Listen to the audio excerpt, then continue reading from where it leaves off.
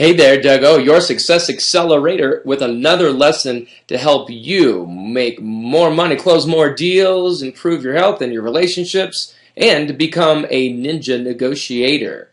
All of those things are very important to make sure you become successful, and yet the most important thing you can do was something I learned years ago as a Boy Scout, and yes, that's right, you have to be prepared. Years ago, there was a farmer. He owned some land out along the Atlantic seacoast, and he constantly advertised for somebody to come help him. Now, most of the people were reluctant to work on farms along the Atlantic because, well, they dreaded those awful storms that would come sweeping in and tear up the buildings and destroy the crops. Now, as the farmer interviewed applicants for the job, he kept getting no after no after no. Finally, a short, thin man who's well past middle age, approached the farmer and said, "Hey," the farmer asked him, "Are you a good farmhand?"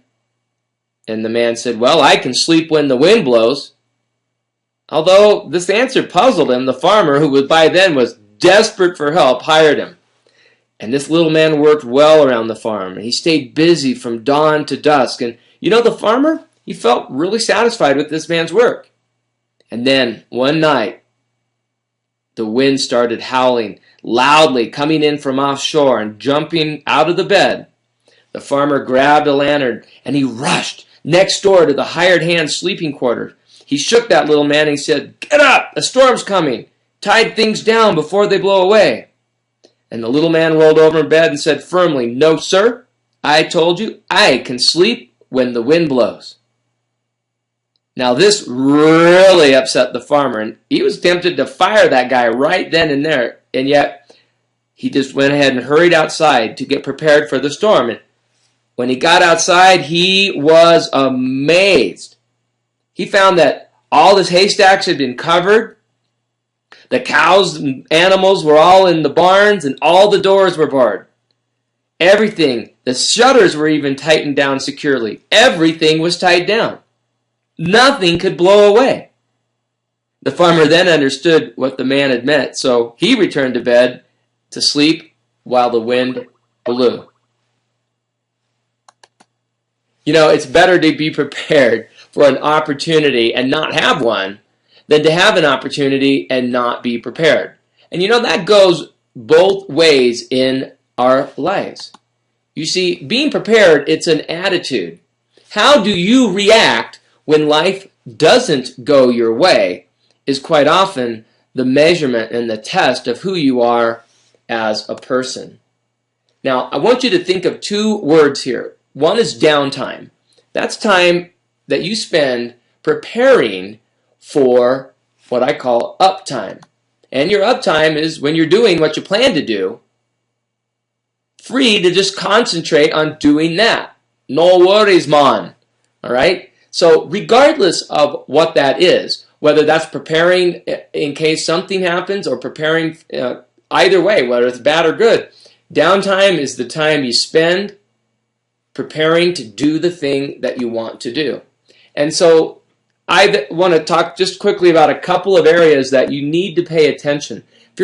If you are creating a business, if you are creating a family, there are things that you absolutely must pay attention to. First and foremost, your finances.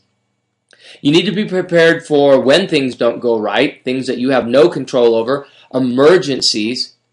And one of those things would be computers. In fact, I'm sitting here right now, not as happy as I'd like to be because I thought I had done a good job of planning, then it turns out I left a few items out. So guess what? You are going to get the benefit of that and not have to make those same mistakes as long as you take action and follow this advice.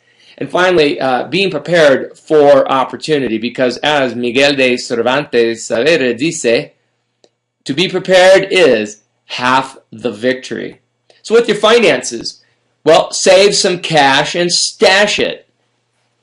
Just because you got it doesn't mean you have to spend it. And I got to tell you what, when you know that you've got some cash sitting there stashed away, it lets you sleep really sound at night, and you have just that feeling of confidence and comfortableness knowing that you've got it there. And if you're still in a place where you're needing to build up some cash, well then make sure that you do whatever it takes to get a credit line or a credit card that you only use for emergencies. And I had a couple of those, and because of the current economic circumstances, some of them actually got canceled. I had more than one because I didn't use it. So what I mean by don't use it is don't get it full, but maybe go buy a candy bar or something every so often so that you keep it active. All right, but that'll help you be prepared for financial situations. Also, for emergencies, a lot of people create and have what they call their go bag, and they have one for every member of their family.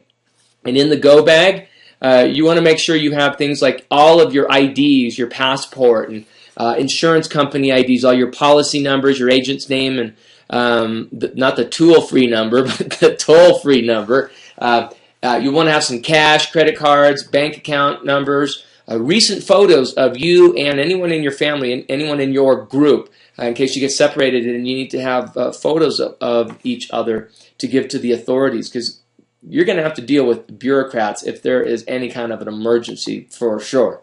Make sure that you've got some sentimental items, your wedding pictures, that drawing that your child made you back in 3rd grade, that thingamabob that won first place at the county fair.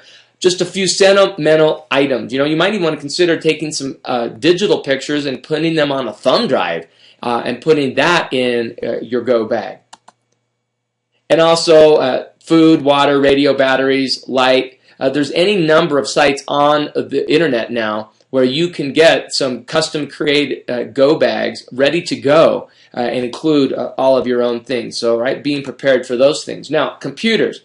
Can't live with them, can't live without them. But one thing that I learned was keep all your data together. I had, for one reason or another, put some data on the docs folder and some on the shared docs folder. And wouldn't you know it, the other night my computer died, and it was the hard drive, the main one. And, well, I had backed up everything in my docs, but I'd forgot to back up my shared docs folder. So keep all your data together and then do what's called an image backup. Now, I'm just putting a machine together with Windows 7 on it, and my computer guru tells me that it actually works really well, and it will do an image backup. So what I'm going to be doing is we have a separate hard drive in the computer that we're going to be doing an image backup, which basically takes a snapshot, a picture of your computer as it is right now. And then you're going to want to do what's called a daily offsite.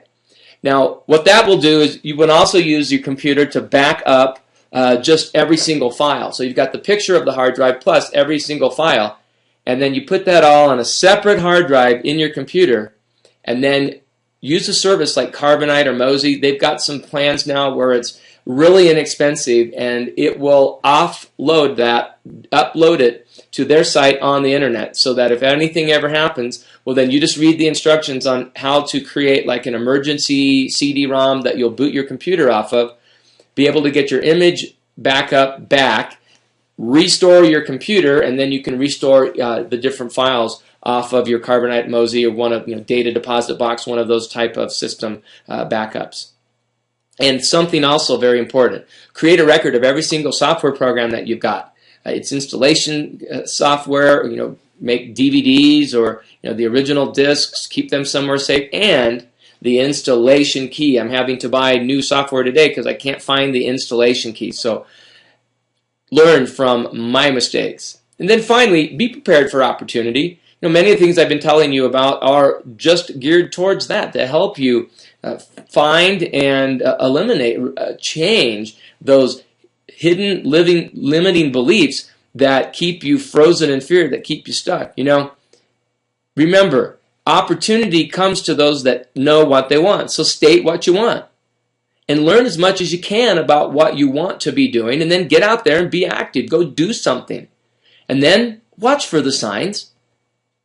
And then when you see a sign that looks like an opportunity, take action freely because you know that you've covered your bases. You see, when you're prepared, always, spiritually, mentally, physically, you have nothing to fear.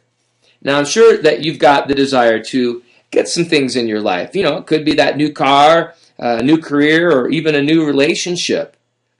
I'm telling you that when you stand there and you ask and ask, yet sometimes though when that opportunity presents itself, you find yourself stuck, afraid, unable to move. So begin right now. Prepare yourself for opportunity right now.